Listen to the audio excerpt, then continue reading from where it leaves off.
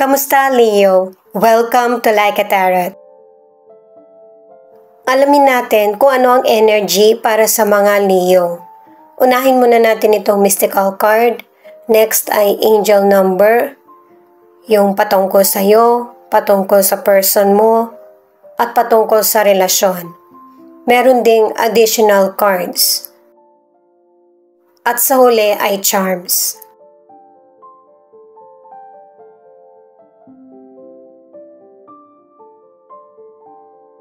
Itong new beginning, importante ito sa iyo na para ma-reset mo yung buhay mo. Nang ma-release mo yung mga negatibong cycle na sitwasyon or hadlang. Mag-set ka ng bagong routine o kaya ritual na para makapag-focus ka.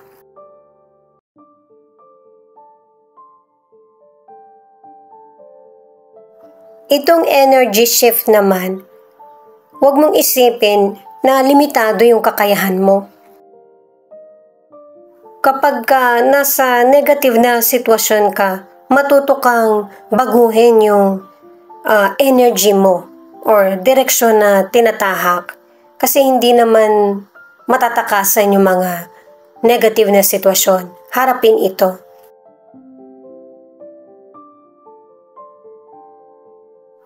Itong shadow work, may mga sitwasyon sa buhay natin na dapat natin matutunan. Kaya nagkakaroon ng problema kasi minsan yung mga choices din natin yung dahilan.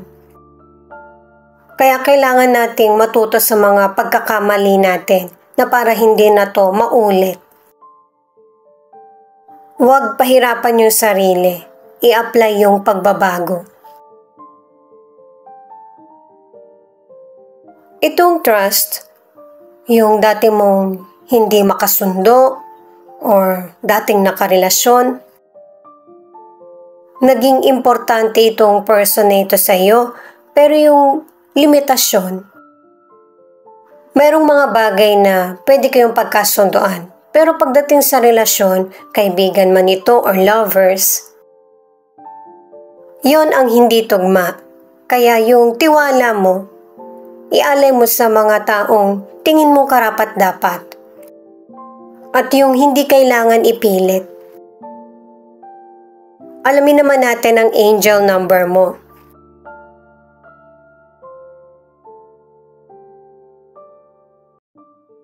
Five, 5. The universe is blessing you in many wonderful ways. So please stop worrying now as your heart's desires are gonna be fulfilled soon. Huwag na natin hintayin na dumating yung blessings kasi darating naman yan talaga sa iyo. Kailangan ng tiyaga at magpatuloy. 666. You've worried about some aspect of your life and have been thinking negatively. Paalala guys para sa mga bagong viewers na ang reading na ito ay timeless reading. General reading at guide po lamang kaya hindi po magre-resonate sa lahat. Kunin mo lang yung akma sa sitwasyon mo at kung kailan mo ito napanood, yun ang start ng 1 week reading para sa iyo. Ikaw na bahala magpalit kung si person mo ito o ikaw. Ang aalamin natin sa tarot cards ay yung energy mo.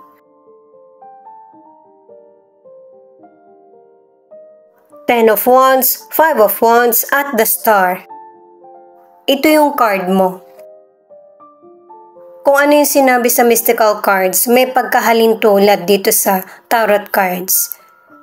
Pero kahit na nagkakaroon ka ng problema sa buhay mo, konti na lang, konting tiyaga pa.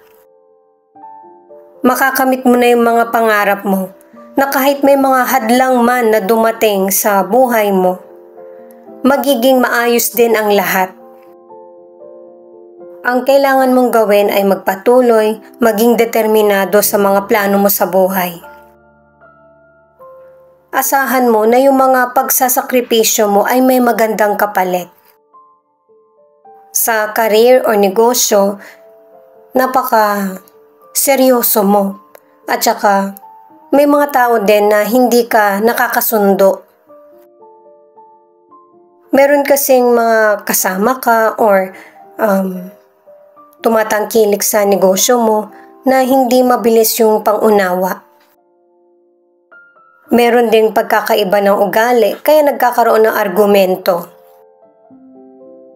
Pero kahit na ganito yung nangyayaring sitwasyon sa karir mo o negosyo, may mga oportunidad na positibong darating sa buhay mo. Ang ilan kung nagkaroon ka ng job interview, magiging pabor sa iyo yung kapalaran. At ang advice ng cards, anuman yung mga pagsubok na dumating sa iyo, ay sikapin na ipakita yung skills mo. Ang ilang single, may mga potential person na nagpapakita ng interest sa iyo, pero sa ngayon, hindi ito yung focus mo. Meron ka mang magustuhan, tinitimbang mo muna kung tama ba yung feelings mo. Sa mga nasa relationship, sa dami ng responsibilidad mo, hindi mo na din mapigilan yung temper mo. At yung mga problems nyo sa relationship ng person mo ay maaayos nyo din. Kailangan nyo lang tong pag-usapan ng kalma hanggat maaari. Ito naman yung cards ng person mo, the Justice, the Empress, at Four of Swords. Sa relationship, ang advice ng cards para sa person mo, wala namang angat kung sino man sa relasyon. At ang gusto ng person mo, yung magkaroon din siya ng sarili niyang career. At saka, ang advice pa para sa ilan, na kung ano yung sweetness nyo dati sa umpisa, ibalik nyo. Kasi yung person mo gusto niya sweet, ikaw din gusto mo nilalambing ka, yung na-appreciate yung mga ginagawa mo. Pareho lang kayo sa cards. Ang ilan sa inyo sa financial, meron kang naiisip na extra income. At dalawang cards na nagsasabi nito na ito na yung good timing para simulan mo. At saka sa cards mo, sa cards din ng person mo, sinasabi na huwag mag-isip ng negatibo kasi yung mga problems mo, lalo na sa financial, ay pansamantala lang.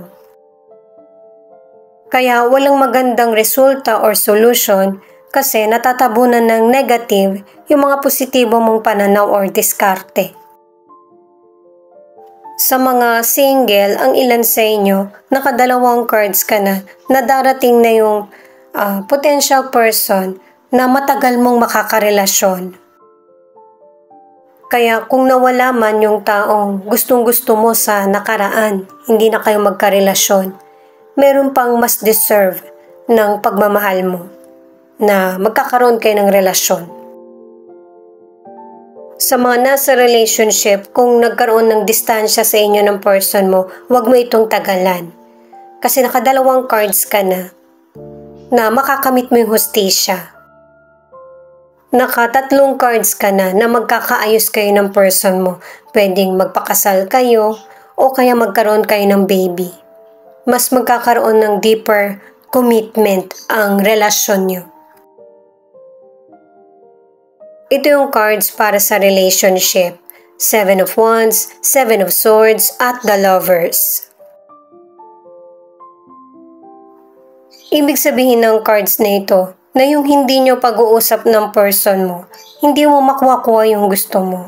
At siya din, gumagawa siya ng paraan na para makuha naman yung gusto niya, kung paano siya magiging masaya. At kahit na anuman yung maging problema nyo or misunderstanding, maayos pa rin kayo ng person mo, nakaapat na cards ka na. Ang ilan sa inyo sa kalusugan, nagiging challenging yung health problem mo.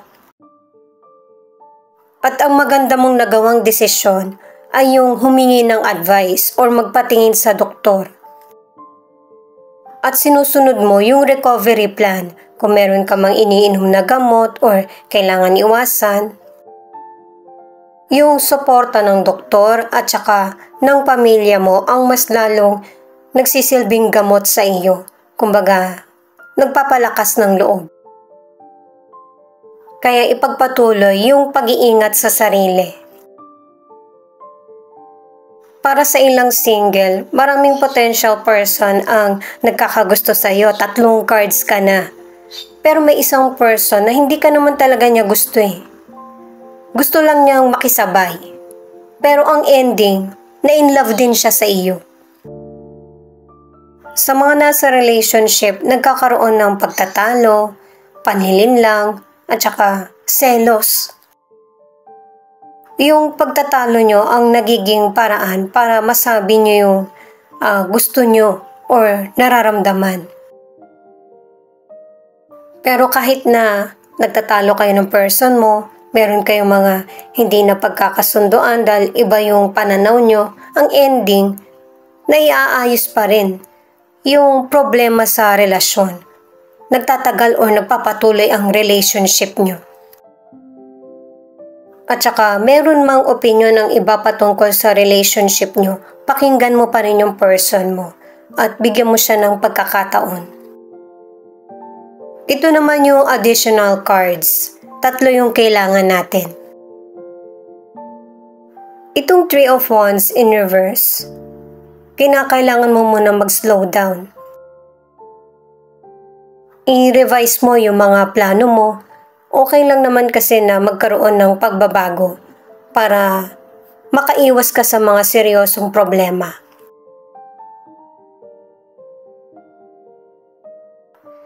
Itong The Hermit, kailangan ng reflection sa career, relasyon at saka sa kaalaman. Naka-2 cards ka na para sa pagsusuri kahit na tingin mo nawawalan ka na ng panahon. Itong 5 of Swords, pare-pareho lang yung sinasabi ng additional cards na kailangan mo mag-step back. Huwag kang basta magdesisyon sa sitwasyon na hindi ka pa sigurado. Siya nga pala, thank you sa mga nag-like, share, comment, and subscribe. Ingat po kayo palagi saan man kayo naroon. Ito naman yung ilan sa 12 zodiac sign na nangunguna.